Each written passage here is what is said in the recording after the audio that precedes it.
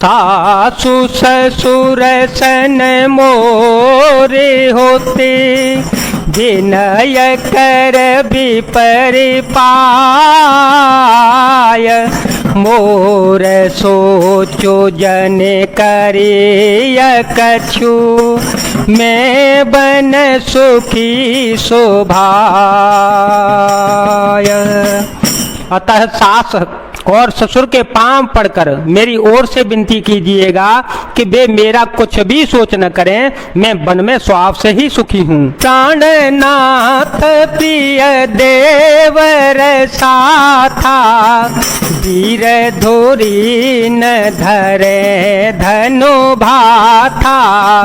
नहीं मग श्रमु भ्रमु दुख मन मोरे, मोह लगे सोचो करे अजन भोरे। सुन सो मंत्रो सिय शीतल बानी, भयो बिकल जनो पन मन हानि। नयन सूझ नहीं सुनाए न काना, नयन सूझ नहीं सुनाए न काना। कह न सकई कछुअते कुलाना, कह न सकई कछुअते कुलाना। वीरों में अग्रगण्य तथा धनुष और बाणों से भरे तरकस धारण किए मेरे प्राणनाथ और मेरे देवर साथ हैं। इससे मुझे न रास्ते की थकावट है और न भ्रम है और न मेरे मन में कोई दुख ही है। आप मेरे लिए भूल कर भी सोच न करें। सुमंत्र सीता जी की शीतल वाणी सुनकर ऐसे व्याकुल हो गए जैसे सांप मणि के खो जाने पर नेत्रों से कुछ सूझता नहीं, कानों से सुनाई नहीं देता।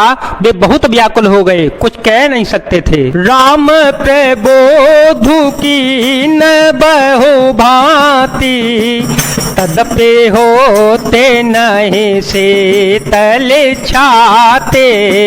जतन अनेक साथ हित कीने, उचित उतर रघुनंदन दीने। मिट जाए नहीं राम रजाई, कठिन करम गति कछु न बसाई। राम लखन सिय पद सिरुनाई, राम लखन सिय पद सिरुनाई। फिरे बने कजिमि मोर गवाई, फिरे बने कजिमि मोर गवाई। प्रभु श्री रामचंद्र जी ने उनका बहुत प्रकार से समाधान किया तो भी उनकी छाती ठंडी न हुई। साथ चलने के लिए मंत्री ने अनेकों यत्न किए, युक्तियां पेश की, पर रघुनंदन श्री राम जी उन सब युक्तियों का यथोचित उत्तर देते गए। श्री राम जी की आज्ञा मैटी नहीं जा सकती, कर्म की गति कठिन है, उस पर कुछ भी बस नहीं चलता। श्री राम लक्ष्मण और सीता जी के चरणों में सिर नवाकर सुमंत्र इस तरह लौटे जैसे कोई व्यापारी अपना मूलधन पूंजी गवाकर लौट जाए। रथुहा के ओहाय राम तन, हेरी हेरे नाहे।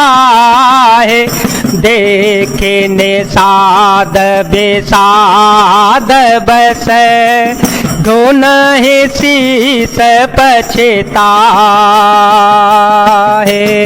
सुमंत्र जी ने रथ को हाँका, घोड़े श्री रामचंद्र जी की ओर देख देख कर हिनाते हैं। यह देख कर निषाद लोग विषाद के वश होकर सिर धुन धुन कर पीट पीट कर पछता रहे हैं। जासु वियोग विकल पशु ऐसे, जासु वियोग विकल पशु ऐसे। प्रजा मातो पितु जिय हैं कैसे, बरबस राम सुमंत्रु पठाए, बरबस राम सुमंत्रु पठाए। सुरसरी तीर पुतव आए, मांगी नावन के वटुआना। जाना, कहीं तुम्हारे मेरे मुँह में जाना। चरण कमल रज कहूँ सबु कही, मानुष करनी मोरे कछुआई। जिनके वियोग में पशु इस प्रकार व्याकुल है, उनके वियोग में प्रजा, माता और पिता कैसे जीते रहेंगे। श्री रामचंद्र जी ने जबरदस्ती सुमंत्र को घर लौटाया।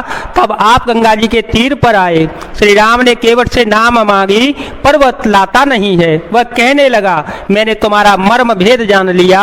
तुम्हारे चरणों की धूल के लिए सब लोग कहते हैं कि वह मनुष्य बना देने वाली कोई जड़ी है। छुअत शिला भई नारी सुहाई, छुअत शिला भई नारी सुहाई। पाहन तेन काठ कठिनाई, तरनियो मुनि घरनी होई जाई। तरनियो मुनि घरनी होई जाई। बाट पर मोरे नाव उड़ाई। एहि प्रतिपालओ सबु परिवारो, नहीं जानो कछु और कवारो। जो प्रभु पार अवश्य गाच हो, मोह पद पदोम पखारन कहो। जिसके छूते ही पत्थर की शिला सुंदर स्त्री हो गई। मेरी नाव तो काठ की है, काठ पत्थर से कठोर तो होता नहीं है। मेरी नाव भी मुनि की स्त्री हो जाएगी और इस प्रकार मेरी नाव उड़ जाएगी। मैं लुट जाऊंगा अथवा रास्ता रुक जाएगा, जिससे आप पार न हो सकेंगे और मेरी रोजी मारी जाएगी। मेरी कमाने खाने की राह भी मारी जाएगी। मैं तो इसी नाव से सारे परिवार का पालन पोषण करता हूँ, दूसरा कोई धंधा नहीं जानता। हे प्रभु, यदि तुम अवश्य ही पार जाना चाहते हो तो मुझे पहले अपने चरण कमल पखारने दो, धो लेने दो और कह दो। पद कमल धोई चढ़ाए, नावन नाथ उतराए। चहो मोहे राम राव रे आन दशरथ, शपथ सब साची कहो। बरो तीर मारहु लखनऊ पे, जब लगे न पाय पखारी हो।